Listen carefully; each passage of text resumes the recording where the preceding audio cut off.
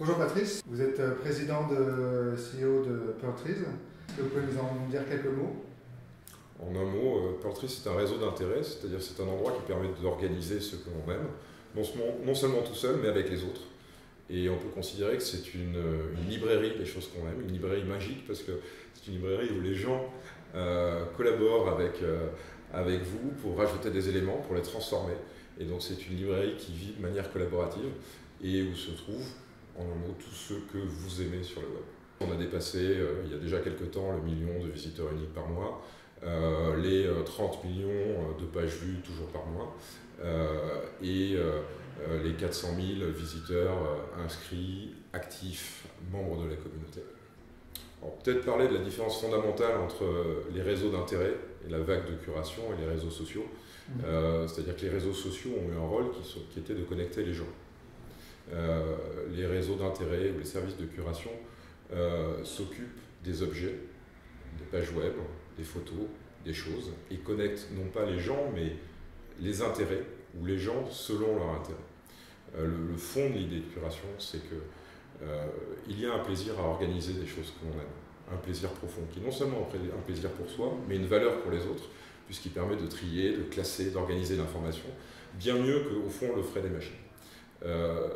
Curation, c'est en fait une vague extrêmement profonde. Je pense que c'est l'équivalent de ce que le User Generated Content a été dans les années 2000. On pourrait même donner 3 phases de l'évolution du web, qui est le web des années 90, où les gens étaient passifs, le web des années 2000, où on crée du contenu, que ce soit des photos, des vidéos, des encyclopédies sur Wikipédia ou des blogs, il s'agissait de créer des contenus, et le web qui s'ouvre, ou l'Internet qui s'ouvre vraiment, qui est un Internet où l'essentiel, c'est plus de créer du contenu, parce que tout existe pour le créer, et ça va rester bien sûr. C'est pas d'accéder à du contenu, parce que tout existe pour y accéder, et ça va rester bien sûr. L'essentiel, c'est de donner un sens, de hiérarchiser et d'organiser ce contenu. La curation, c'est ça. Donc c'est une vague extrêmement large. Et de même qu'à l'époque du User Generated Content, on a vu apparaître des Flickr, des YouTube, des Facebook, des Wikipédia qui bien sûr se sont développés et qui sont encore là, on va voir apparaître dans cette phase une grande variété de services distincts centrés sur cette idée qu'organiser les choses a un sens en soi. Et donc qu'est-ce que Pinterest? C'est le premier grand service de curation en un mot de photo. C'est le meilleur moyen d'organiser des choses sous forme photographique. Bien sûr, il y a d'autres fonctionnalités, mais le cœur, ça consiste à organiser des boards où en fait comme sur un frigo, on met côte à côte des photos, des images, et on partage ces images. Du coup, l'utilisateur a le plaisir de créer ses boards de photos, ou de créer ses collections de photos, et de les partager non pas en tant que photos, mais en tant que collection, ce qui est la clé. La clé, c'est la collection.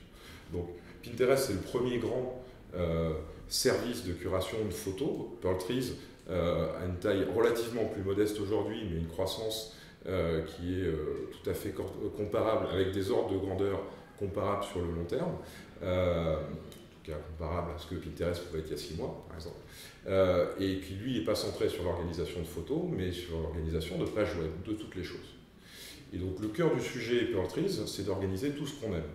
C'est si Pinterest, c'est vos albums de photos dans vos tiroirs ou sur votre frigo, Pearltrees, c'est votre bibliothèque personnelle.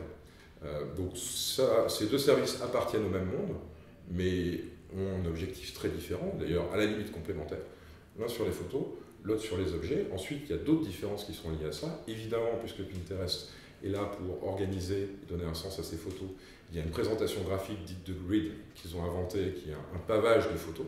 Pearltrees, c'est une présentation de perles, c'est-à-dire de représentation de pages web liées les unes aux autres, ça ressemble à des perles, des arbres, qui permet de manipuler ces pages web. Parce que le cœur du sujet, quand on a une librairie, c'est de pouvoir organiser et réorganiser les livres, c'est de pouvoir les déplacer.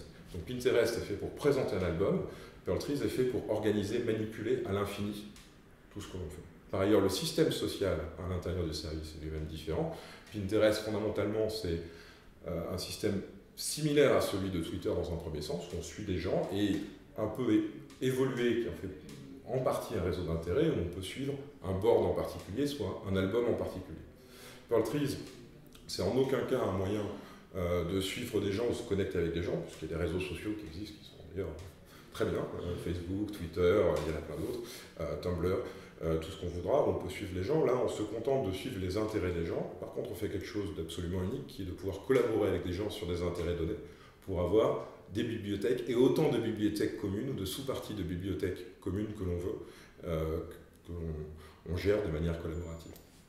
Donc voilà, on appartient à ce même monde, on n'est pas les seuls, et on ne sera pas les seuls. Ce qu'il faut attendre, c'est qu'au cours des 5 prochaines années au moins, cette idée que le plaisir d'organiser quelque chose de profondément humain, le plaisir de collectionner, de classer, de donner du sens est profondément humain, on le voit partout, sauf sur le web, jusqu'à il y a environ 2 ans, et on va bientôt le voir partout sur le web. Donc on va le voir sur les photos, on va le voir sur les pages web, on va le voir sur les sites d'e-commerce, et on va voir très probablement un grand nombre de services de ce type, parfois concurrents, parfois très distincts, émerger.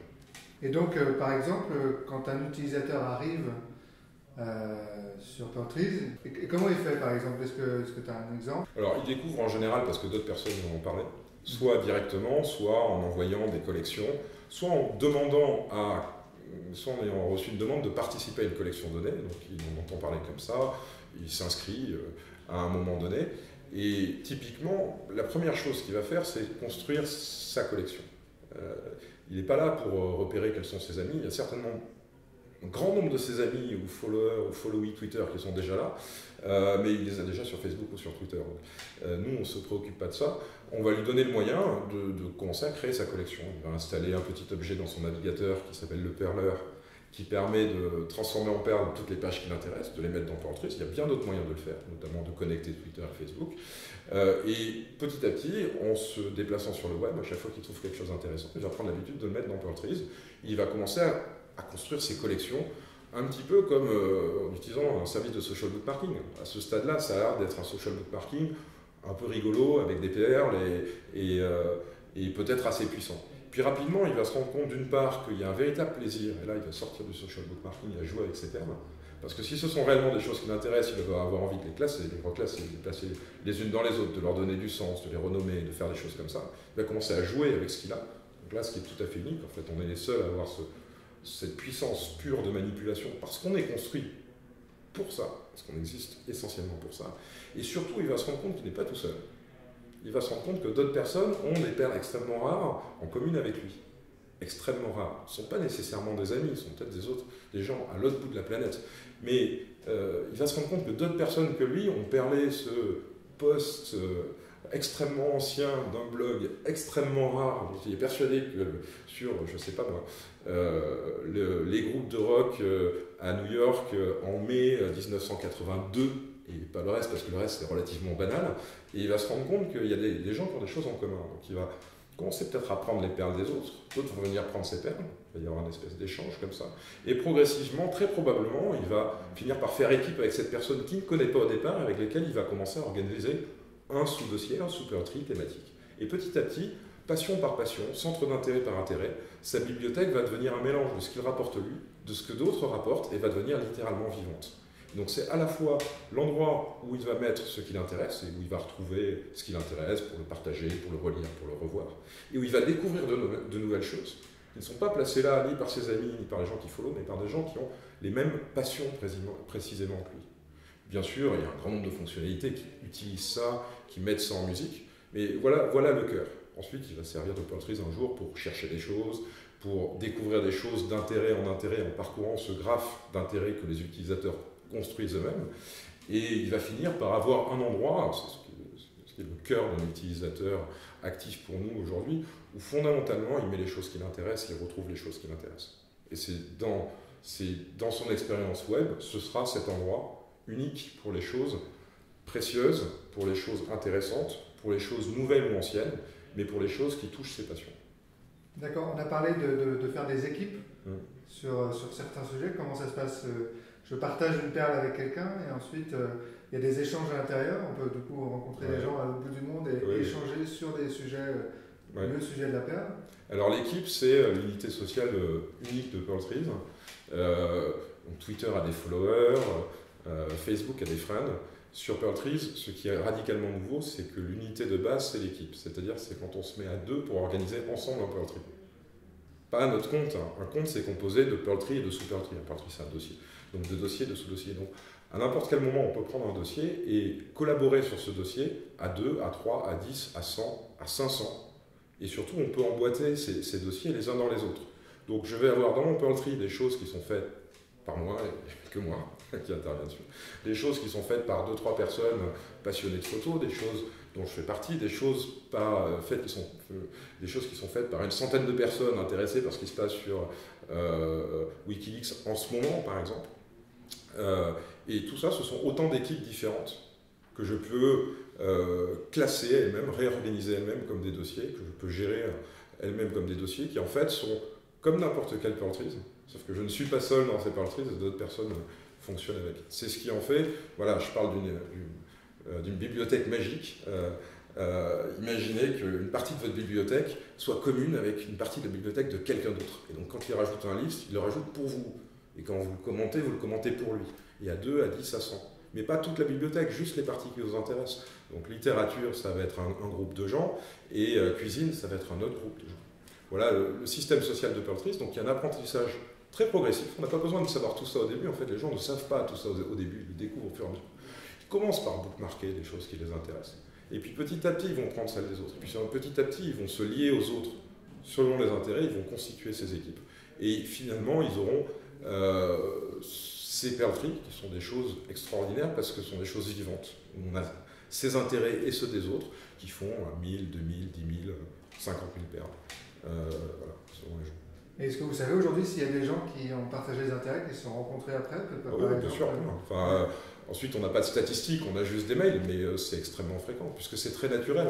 Perl trees la vocation de Perl trees et la force de Perl trees, c'est vraiment sur l'intérêt le plus pointu possible. Pointu ne veut pas dire ni à la mode, mais très spécifique. Donc ça va de l'intérêt pour la culture des poireaux en Normandie jusqu'à, je ne sais pas, les dernières œuvres d'Yves Klein et les derniers mois d'Yves Klein.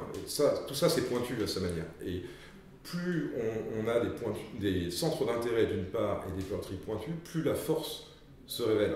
Donc effectivement, quand on est réellement passionné par les derniers mois d'Yves Klein, on n'a pas forcément un ami, un frère, un follower qui est passionné par la même chose, et qu'on trouve quelqu'un à l'autre bout du monde, ou de la France, ou même de Paris, qui a exactement des passions similaires et qui est surtout capable, c'est pas un site de rencontre, d'apporter des choses qui sont intéressantes pour moi, qui suis un passionné d'Yves Klein et qui sait tout des 3 derniers mois, et voilà cette vidéo rare de lui que je n'avais jamais vue, alors là, effectivement, on est amené à entrer en contact avec cette personne, et voilà, oui, bien sûr qu'il y a des gens qui se rencontrent. D'accord.